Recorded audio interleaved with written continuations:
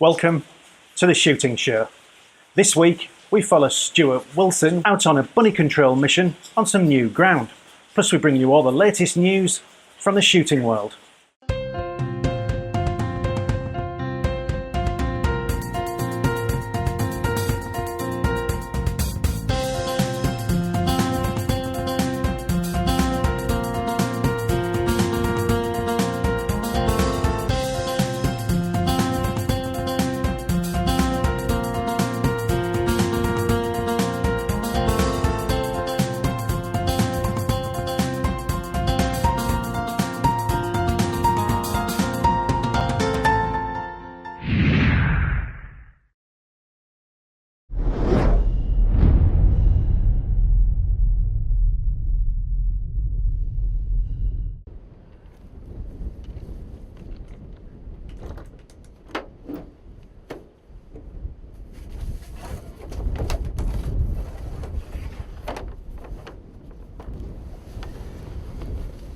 So just a quick intro on the target. We've got a 1-inch dot, just quickly knocked together on the computer, a 4-inch inner red circle, another 1-inch dot, another 4-inch red, and then a 2-inch dot at the bottom, giving 5 inches of drop to the top of the second black circle, a further 5 inches, around about ½ inch to the 2-inch circle at the bottom. What I'm kind of hoping is that with a 60-yard zero, we're going to be cutting in around here at around the 100-yard mark. I'll have a look at the ballistic reticle inside the loophole, and basically what I want to do is kind of tweak it so then I'll get a view of the physical drop that I have with the ballistic reticle, and then at the different ranges how much space that reticle occupies on the target. And I'm kind of hoping that at 100 yards there's going to be a pretty useful cross line that's going to give me that holdover point, which is, you know, it's kind of what the loophole rimfire scope is kind of designed for.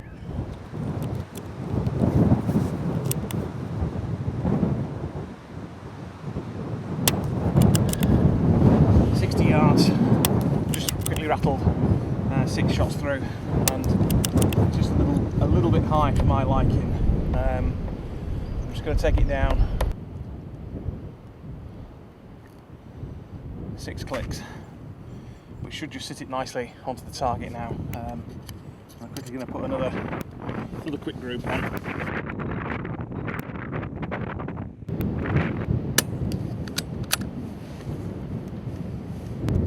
Nice and easy to load, 15-shot banana mag.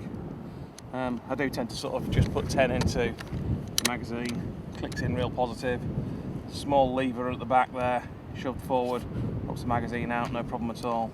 And when it goes in, feed the front in, and then click it back, job done.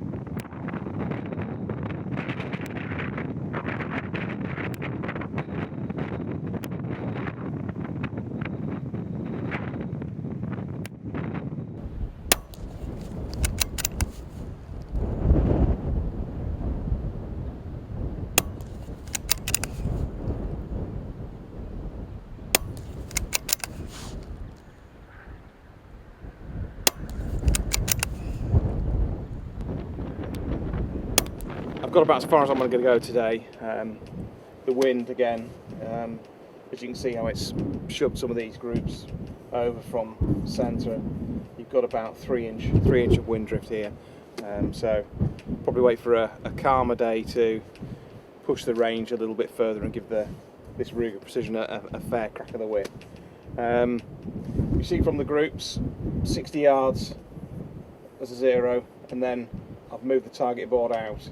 And with Winchester subs, I've got probably an inch and 3/4 group there, that's around about 7 inches low, with an inch, 4 inch, another inch, taking the centre of the group around about there, so around about 6.5, 7 inches of drop. The Aguila, I had a little bit of Aguila, 2 rimfire left over. Again, it's more shots, so the group's a little bit more spread. Same drift and similar drop of around about 7 inches. Talk through the rifle briefly. Fully adjustable buttstock, 1 lever, and you can adjust length, cheek piece, the whole kit and caboodle, tailor it to your specific requirements, however you like. Nice little rail to the bottom with a weaver rail there. That also sits quite nicely onto a rear bag for prone shooting off bipod. Standard AR type pistol grip leads you to trigger, which has the blade system in, which is like a two-stage feel, but it's also a safety feature as well. Oversized bolt handle makes it a dream to cycle, really quick to cycle, so I'm looking forward to getting this out in the field. Full M-lock barrel tube, so you can customize this to your heart's content. To the base, I've got a bipod adapter on there which screws in with the M-lock. You can pop a bipod on and off real easy. I've also got the quick release sling fastenings there, so there's like a socket system to the front of the barrel tube, and then there's also a socket to the rear, so that'll go onto a bipod, a quick release Uncle Mike style push button. It's similar to the Sauer system. Safety catch, a little bit noisy for my liking, but you know, in the grand scheme of things, when you're actually out hunting, you know, you are turning this off deliberately and holding onto it and making sure that it isn't clicking like a madman. And then the magazine, a straight feed 15 shot banana magazine, easy to load. I tend to put 10 in and just run that way. It's not overloading it, and the spring tension's not getting too much, so you don't get any misfeeds, though it does feed with 15 perfectly well. And it pops in and out with that small lever to the rear there. So really simple, neat solution with an inclined weaver rail. This weaver rail has, I think, 30 MOA built into it, so you've got the scope literally pointing down, and that's to facilitate longer range use with 2.2 rimfire. And really the brief on this rifle is that it's a training type rifle, so that people can go from a 223, 308, 6.5 47, whatever platform they have on an AR, and use this rifle as a training rifle, and the dimensions and bolt throw be nearly identical, so they're not causing themselves any issue practicing with a rifle that is too different to the rifle that they're using in competition. In this country, whether it's going to have those uses, probably not. I think you're going to find this gun, people putting night vision onto the top of it because it's got a weaver rail in, and any number of small accessories you can put on. Built into the sling socket that I have at the front there, that is actually a weaver rail, even though it doesn't have any slots in. So you can mount a torch to that, infrared illuminator, any gadget that you desire.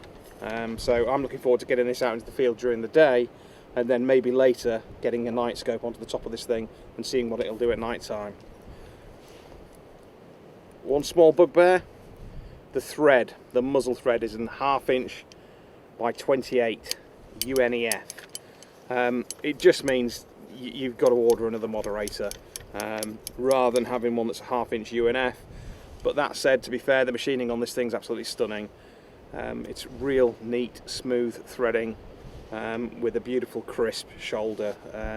Everything all nice and perpendicular and machined, you know, to a very, very high standard. So, you know, for the sake of what, 40 quid of getting another moderator, I'm probably griping about nothing, to be fair. You can see from the accuracy of this thing that it's going to perform. Inside this loophole rimfire scope there is a Stadia type reticle, and it's split into graduations with a larger line. The first large line down cuts around about here, so it's perfect. I know that between the centre of the crosshair and the first line down is my 100-yard point, so for me it's kind of perfect rabbiting. I know what the drops and elevations are from 0 out to 60. I know it's ever so slightly high at 30, 14, 50, then comes back in at 60, and I also know it's slightly low at 10 if we do manage to get onto rabbit at 10 yards.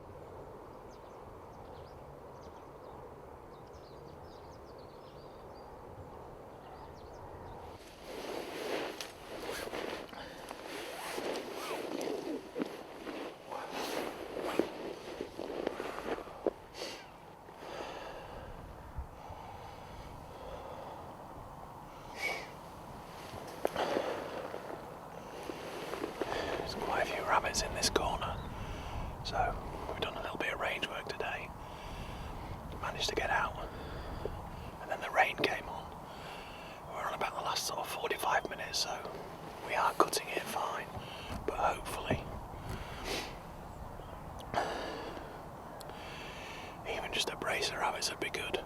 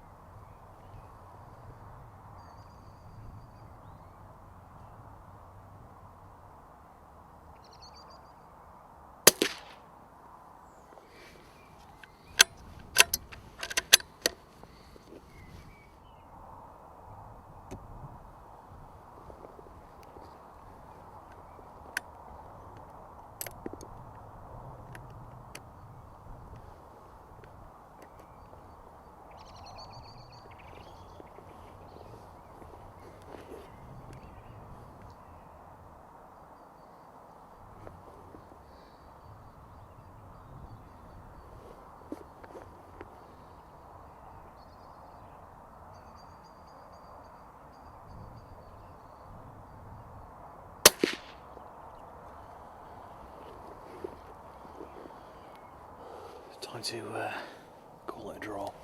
I've run out of light. I'm struggling with binos and with the scope as well to see anything here. So hopefully there's at least 2 down, possibly 3 rabbits there. I didn't see the second that I shot. Long grass has kind of made it a little bit difficult in getting the shots in. So you're just sort of shooting through to the tops of the heads. But we'll have a gather up.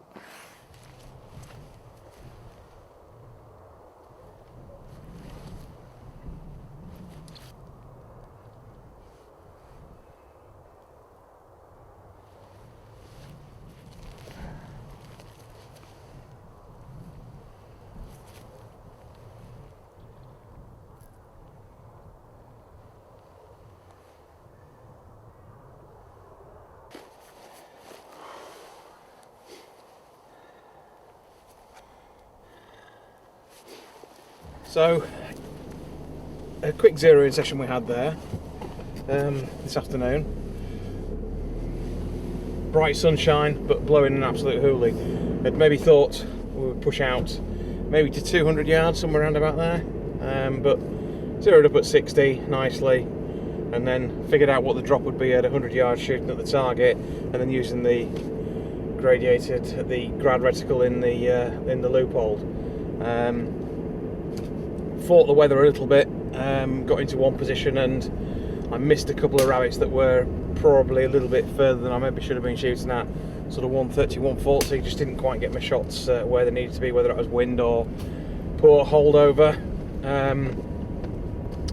But as I pull onto the ground, I managed to get a carrion crow, which was really good, and that would be sort of 140-ish. It was in a nice position. Didn't manage to get it on film, but what I did get was the aftermath. A buzzard dropped in pretty much straight away, and then all the crows that would usually be mobbing a bird like that, as this buzzard is pulling their fallen brother, which was actually, you know, really good to watch as well. And then got into position on this warren tonight. Once the rain had stopped, I'd kind of earmarked one area, but there'd been ramblers about today. It had been Sunday, and got into position on the top warren. It was going to be difficult for a backstop, but we got into the best position that we possibly could, and managed to bag 3 really good rabbits. And we're pretty lucky to be able to see a barn owl working up and down the hedgerow, and then he landed on the post that was pretty much directly behind it was the one of the main entrances to the warren that the bunnies we were after tonight had come out of. So paunched those rabbits and chucked him in the back. Job sorted, and yeah, it's been a real interesting day.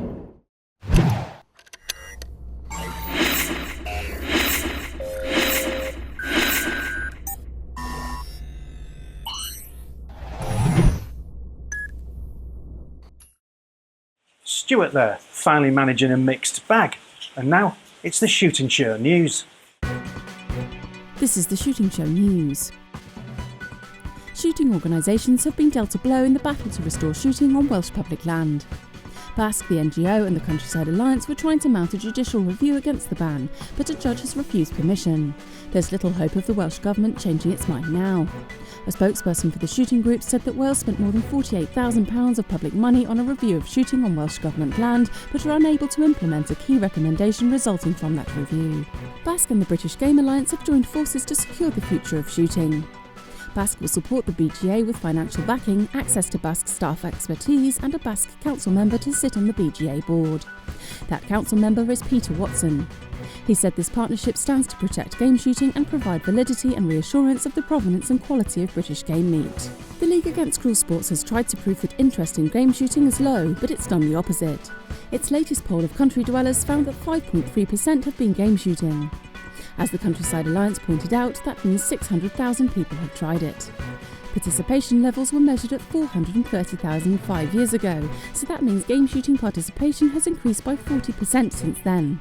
And finally, South West Shooting School is the nation's favourite shooting ground. The Ilfracombe-based ground won the hearts of the nation with its friendly and helpful staff, testing layout and appeal to shooters of all levels of ability. Southdown came second and Auchterhouse was third. Read the full results in the latest issue of Clay Shooting magazine. That was the Shooting Show news. Well, that's it for this week. Thanks for watching. Please like us on Facebook and follow us on Twitter. And if you're not a member of BASC, it's time to join now. BASC, looking after your sport, looking after you. This has been The Shooting Show.